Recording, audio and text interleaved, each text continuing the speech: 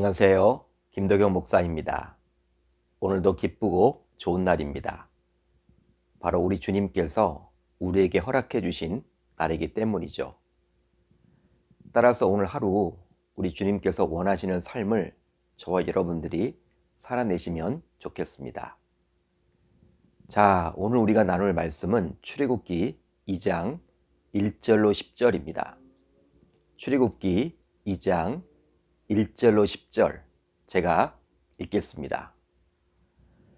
레위 가족 중 한 사람이 가서 레위 여자에게 장가들어 그 여자가 임신하여 아들을 낳으니 그가 잘생긴 것을 보고 석 달 동안 그를 숨겼으나 더 숨길 수 없게 되매 그를 위하여 갈대 상자를 가져다가 역청과 나무진을 칠하고 아기를 거기 담아 나일 강가 갈대 사이에 두고 그의 누이가 어떻게 되는지를 알려고 멀리 섰더니 바로의 딸이 목욕하러 나일강으로 내려오고 시녀들은 나일 강가를 거닐 때 그가 갈대 사이에 상자를 보고 시녀를 보내어 가져다가 열고 그 아기를 보니 아기가 우는지라 그가 그를 불쌍히 여겨 이르되 이는 히브리 사람의 아기로다.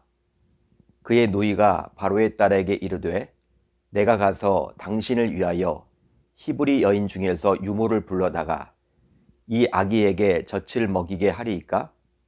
바로의 딸이 그에게 이르되 가라 하매 그 소녀가 가서 그 아기의 어머니를 불러오니 바로의 딸이 그에게 이르되 이 아기를 데려다가 나를 위하여 젖을 먹이라. 내가 그 싹을 주리라. 여인이 아기를 데려다가 젖을 먹였더니 그 아기가 자라매 바로의 딸에게로 데려가니 그가 그의 아들이 되니라. 그가 그의 이름을 모세라 하여 이르되 이는 내가 그를 물에서 건져내었음이라 하였더라. 아멘. 하나님의 말씀입니다. 오늘은 이 말씀을 통해서 갈대 상자란 제목으로 은혜를 나누겠습니다. 보통의 경우 한 가정에 아기가 태어나게 되면 축하를 받고 환영을 받게 되어 있습니다. 특별히 고대 사회에서 남자 아기가 태어나게 되면 더욱 기뻐했죠. 그런데 모세의 탄생은 축하받지도 환영받지도 못했습니다. 모세의 부모는 아들의 출산 소식을 무려 석 달 동안이나 숨겨야만 했죠. 왜냐하면 당시 애굽의 최고 통치자였던 파라오가 자신의 모든 백성들에게 아들이 태어나게 되면 그 아기를 나일강에 던지고 딸이거든 살려두라고 이미 명했기 때문이었습니다. 따라서 모세의 부모의 입장에서는 당연히 아들을 낳았기에 가까운 주변 사람들에게도 이 사실을 숨겨야만 했죠. 그렇지만 석 달 정도가 지나자 아이가 커지면서 울음소리도 더 우렁찼고 여러모로 더 이상 여자아이인 척 속일 수가 없었습니다. 이제 부모는 이런 사실을 더 이상 숨길 수가 없게 되자 갈대 상자를 가져다가 아기를 거기 담아 나일 강가 갈대 사이에 띄우게 되었죠. 여러분, 부모의 입장에서는 아들인 모세를 살리고자 지금까지 최선을 다해왔습니다. 본래 아들을 낳았기에 태어났을 때 바로 죽여야만 했을 텐데요. 그러나 우선 살리겠다고 마음을 먹고 석 달을 버텨온 것이죠. 결국 이제 더 이상 아들을 숨길 수 없게 되자 갈대 상자를 구해다가 거기에 역청과 나무진을 칠해 불이 상자 안에 들어가는 것을 막고 그 상자 안에 아기를 넣고 나일강에 흘려보낸 것이죠. 한마디로 부모는 이제 하나님께 맡기겠다라는 생각으로 그리한 것입니다. 성경은 그것을 보여주고자 오늘 말씀 1절을 보면 모세의 부모를 가리켜서 레위 가족 중 한 사람이 가서 레위 여자에게 장가들어 라고 기록을 해주고 있어요. 한마디로 모세의 부모는 신실한 레위 족속이었습니다. 그렇지만 모세의 부모는 끝까지 희망을 버리지 않았죠. 바로 그냥 나일강에 석 달 된 아기를 떠나보내지 않고 갈대 상자를 준비하여 역청과 나무진을 칠한 이후에 그 안에 아기를 담아서 떠나보냈기 때문입니다. 즉 부모의 입장에서는 마지막 순간까지 희망을 버리지 않았다라고 볼 수도 있겠죠. 바로 끝까지 자신의 편에서는 최선을 다한 이 부모의 모습을 엿볼 수가 있습니다. 여러분, 그렇다면 갈대상자를 보면서 저와 여러분들은 무엇을 생각해 볼 수 있을까요? 바로 창세기 6장에 나오는 방주를 떠올리게 됩니다. 오늘 본문에 나오는 갈대상자에서 상자의 히브리어는 테바라는 단어를 사용하는데요.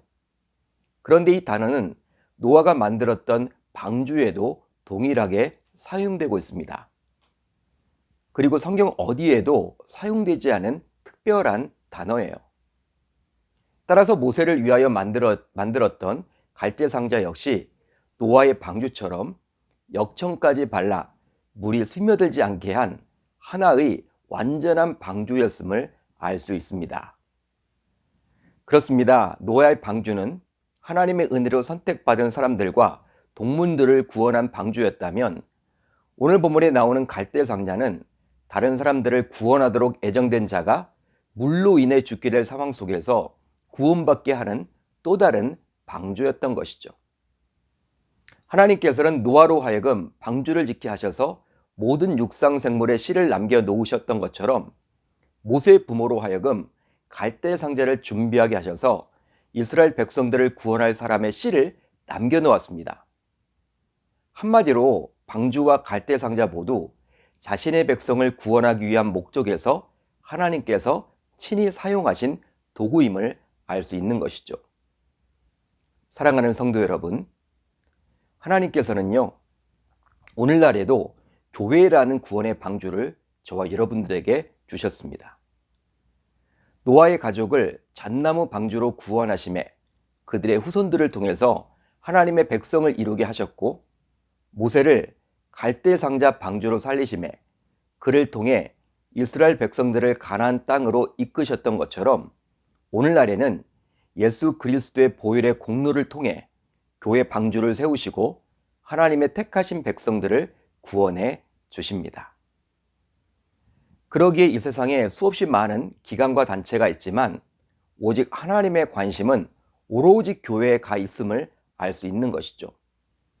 바로 자신의 핏값으로 세우신 교회를 통해서 지금도 자신의 구원 사역을 감당하시기 때문입니다. 따라서 이런 주님의 마음을 잘 아는 신자가 모인 교회라면 영혼 구원 사역에 최우선을 두어야 할 줄 믿습니다.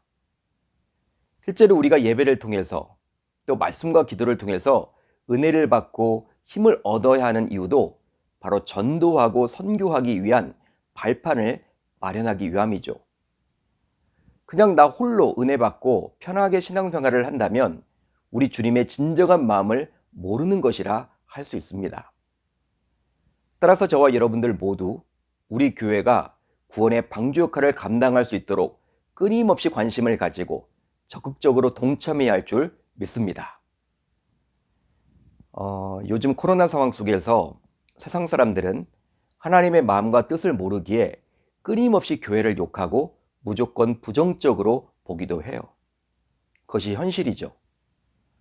물론 교회가 틈을 보인 것도 사실이지만 그렇다고 해서 좀 과하다 싶을 정도로 교회가 비난을 받고 있습니다. 그러나 분명한 것은 노아 당시에도 노아가 방주를 건설할 때 사람들은 노아의 그런 행동을 못마땅하게 여기며 욕하고 비난했다라는 사실이에요. 바로 교회나 방주 모두 하나님의 구원 사역과 관련되어 있기에 하나님을 모르는, 즉 사탄의 지배하에 있는 세상은 이런 구원 사역을 막고자 하는 것이죠. 따라서 하나님을 믿는 신자라면 이런 세상 사람들의 교회를 향한 비판 속에서 세상 사람들의 의견에 무조건 동조하기보다는 오히려 교회를 향한 관심을 갖고 교회를 위해서 더욱더 기도해야 할 줄 믿습니다. 이제 모세의 부모는 하나님의 섭리에 맡기며 갈대상자를 준비해서 모세를 나일강에 떠나보내게 되는데요. 그런데 놀랍게도 그때 파라오의 딸, 즉 애굽의 공주가 나일강에 목욕을 하러 왔어요. 여러분, 참 하나님의 섭리는 오묘한 것 같습니다. 애굽의 공주가 목욕을 굳이 나일강에서 할 이유는 없겠죠. 그런데 오늘 본문을 보면 애굽의 공주가 목욕하는 때에 맞추어서 갈대상자를 나일강에 떠내보낸 것은 결코 아니었음을 알 수가 있거든요. 그냥 모세의 부모는 하나님께 맡기며 아이가 담긴 갈대상자를 나일강에 흘려보낸 것 뿐이었습니다. 그런데 놀랍게도 타이밍에 너무나도 맞게 나일강의 애굽의 공주가 목욕을 그때 하게 된 것이죠. 또 갈대상자를 그 많은 시녀들이 발견한 것이 아니라 공주가 가장 먼저 발견해서 궁금해하며 시녀들에게 그 상자를 가져보라고 했습니다. 만약에 시녀들의 눈에 띄었다면 그 공주에게 그것을 말하지도 않았겠죠. 더욱이 공주는 히브리 사람의 아기임을 단번에 알았음을 통해서 자신의 아버지인 파라오가 어떤 명령을 내렸는지에 대해서 모를 리가 없었어요. 그런데 갈대상자에 누워있는 아기를 보면서 공주는 불쌍히 여기게 되었죠. 또한 이런 타이밍을 놓치지 않고 모세의 누이가 공주에게 다가갑니다.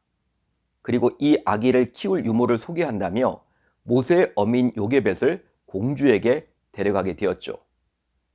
여러분, 이런 내용들이 오늘 본문에 나오고 있는데요. 바로 하나님께서 자신의 섭리를 이루어 가는데 많은 조력자들의 수고가 있었다라는 사실입니다. 실제로 애굽의 공주와 같은 불신자를 통해서도 하나님께서는 자신의 섭리를 이루어 가세요.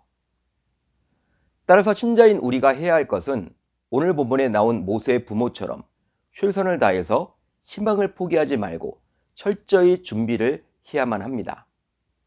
바로 갈대상자를 가져다가 역청과 나무진을 칠했던 것처럼 말이죠. 이제 오늘 하루 하나님의 조력자인 우리들 모두 하나님의 섭리가 이루어지도록 최선을 다해서 살아갈 수 있어야 할 줄 우리 주님의 이름으로 축원합니다.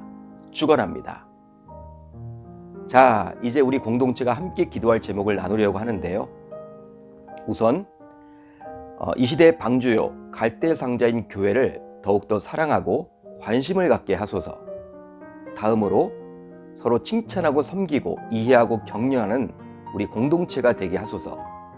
오늘 하루도 말씀을 붙들고 기도하는 가운데 주님과 동행하며 삶을 살아내실 수 있기를 바랍니다.